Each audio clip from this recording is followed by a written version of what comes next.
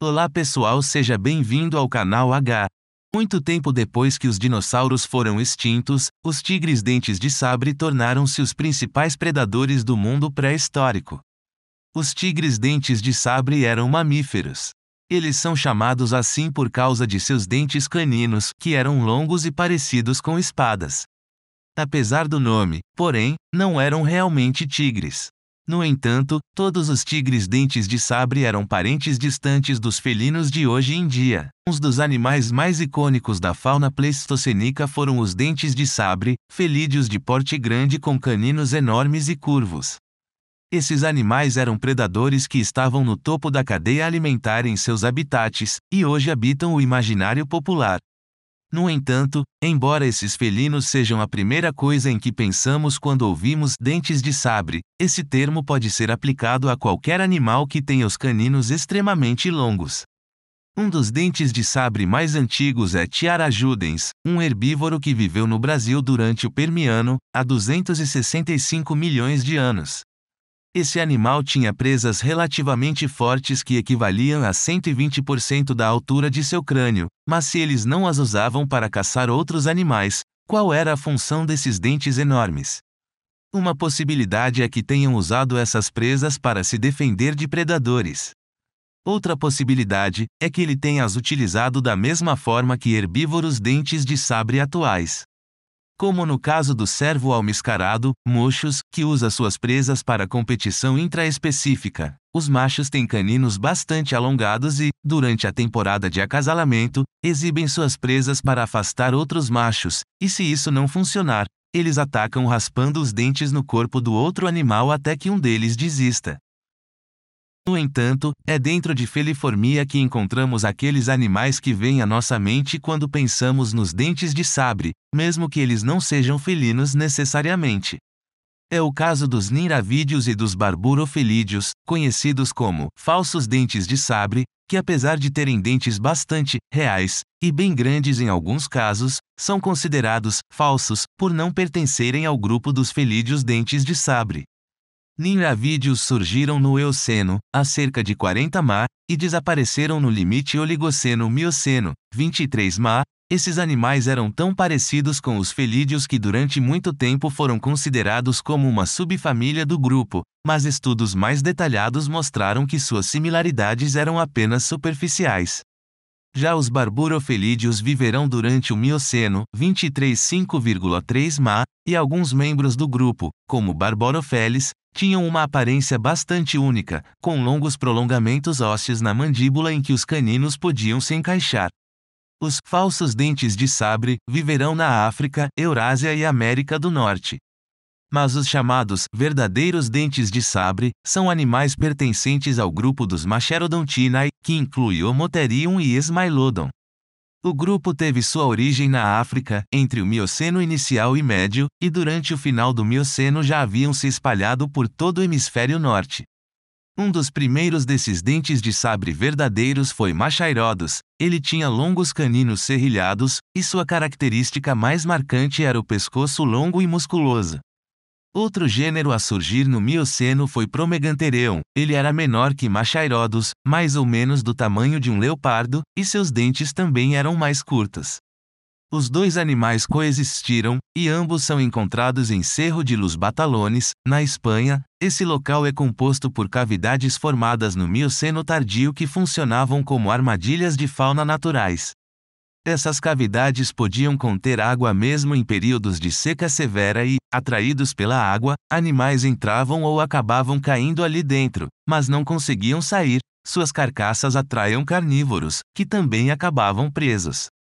Esse tipo de acontecimento no registro fóssil é bastante único, e o grande número de fósseis preservados nessas armadilhas possibilita um olhar mais completo para as condições paleoecológicas da fósseis de P. Ogygia e de M. afanistos são bastante abundantes em Batalones, permitindo que se faça inferências sobre os hábitos de vida dessas espécies, variações de tamanho e possível dimorfismo sexual, entre outras características.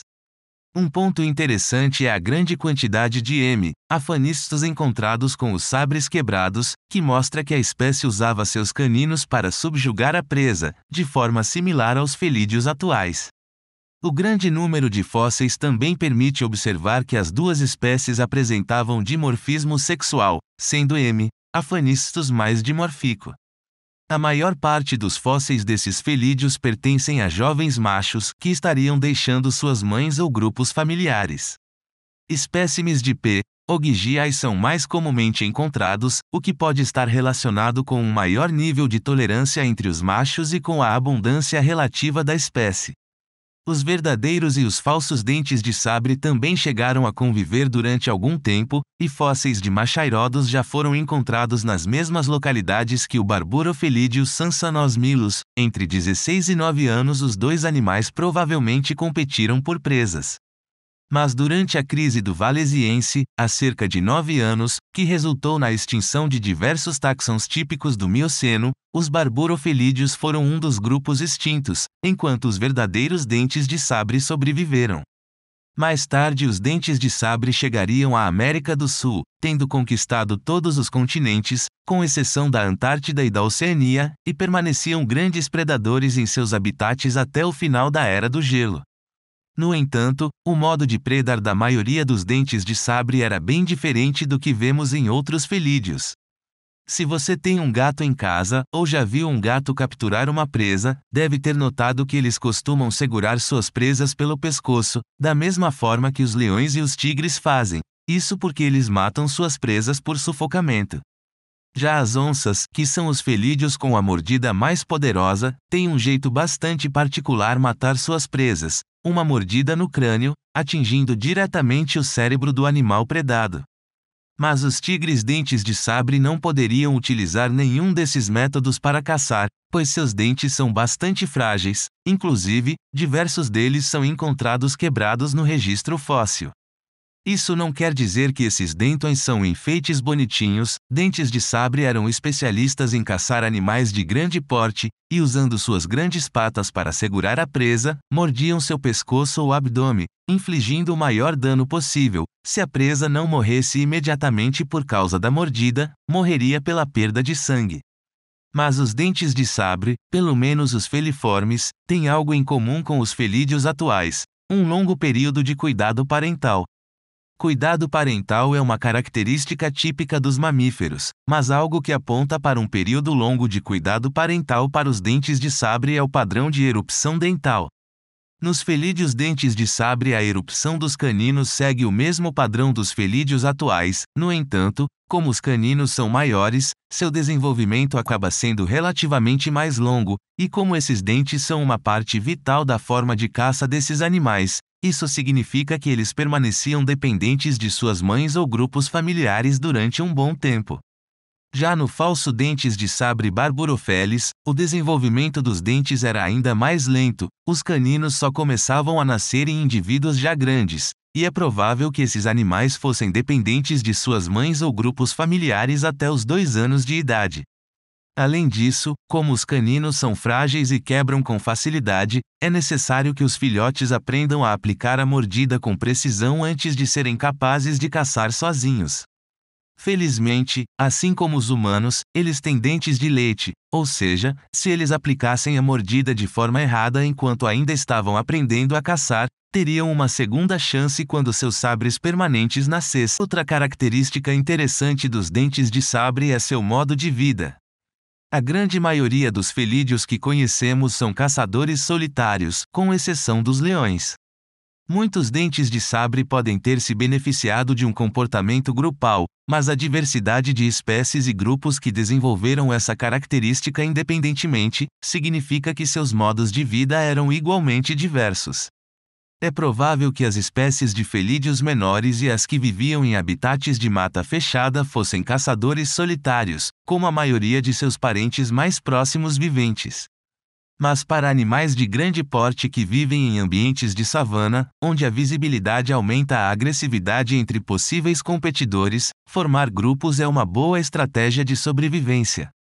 Amphimachairodus, Homotherium e Smilodon foram predadores de porte grande que poderiam ter se beneficiado ao formar bandos. Entretanto, não é só porque algo é vantajoso que com certeza vai ocorrer, e apenas isso não é suficiente para afirmar que esses animais viviam em bando.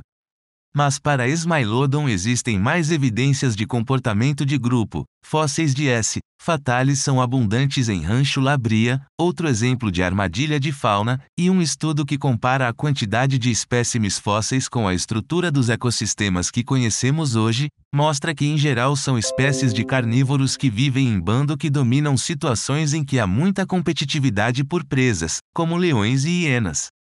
A região de La Brea teria sido competitiva, e as espécies de carnívoros mais abundantes são Smilodon e Canis gyrus, apontando para um possível comportamento de bando dos dois. Homotherium também parece ter sido uma espécie social, embora boa parte do registro seja composto por ossos e dentes isolados. No Texas, Iowa, na localidade conhecida como Caverna Friesenham, foram encontrados fósseis de pelo menos 30 indivíduos de idades variadas, incluindo filhotes.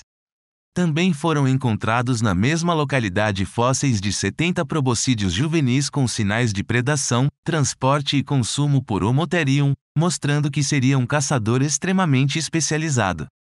Homotherium e Smilodon traçaram seu caminho para a América do Sul durante o grande intercâmbio americano de fauna, cerca de 3 ma atrás. Análises do DNA mitocondrial mostram que esses animais divergiram há cerca de 18 ma e uma das diferenças mais notáveis entre os dois são juntamente os sabres. Os dentes de Homotherium são mais curvados, lembrando uma cimitarra, enquanto Smilodon tem dentes mais retos, lembrando uma adaga. Homotherium era o menor dos dois, embora fosse um animal de grande porte, medindo cerca de 1 metro de altura no ombro. Mas o maior, mais recente e, sem dúvida, mais famoso dos dentes de sabre foi Smilodon. O gênero foi nomeado por Peter Land em 1842, baseado em fósseis encontrados aqui no Brasil, em cavernas de Lagoa Santa, Minas Gerais.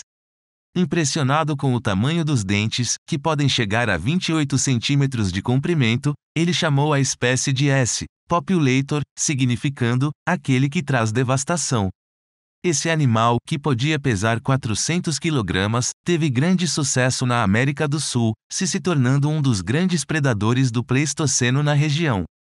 Fósseis de S. populator também foram encontrados em diversos estados brasileiros, como São Paulo, Mato Grosso do Sul, Piauí, Sergipe, Rio Grande do Norte, Bahia e Rio Grande do Sul. Esse animal provavelmente habitou o Cerrado e o Pampa primitivos, onde caçava animais como as macrauquenias e preguiças terrestres, além de conviver com outros grandes predadores como o canídeo Protossium e a onça, Panthera onca. Apesar do nome, tigre dentes de sabre, ser bastante popular, esses animais não são tigres, e nem os tigres que conhecemos hoje são descendentes dos dentes de sabre. Um dos espécimes mais recentes de dentes de sabre já datados é um Smilodon que tem entre 9.792 e 10.712 anos, proveniente de Lagoa Santa, no Brasil. Se estima que o grupo foi completamente extinto há 8.000 anos e não deixou nenhum descendente. A provável causa do sumiço desses animais é a extinção da megafauna ao final do Pleistoceno. Como os dentes de sabre eram especialistas em caçar herbívoros de grande porte, quando suas presas foram extintas, eles também foram. Com os niravídeos e os barburofelídeos tendo sido extintos muito antes, depois de 40 ma de sua presença na Terra, esse foi o fim dos predadores dentes de sabre. Obrigado por terem ficado até aqui, deixe seu like e se inscreva, se no canal. Isso é tudo pessoal, até a próxima.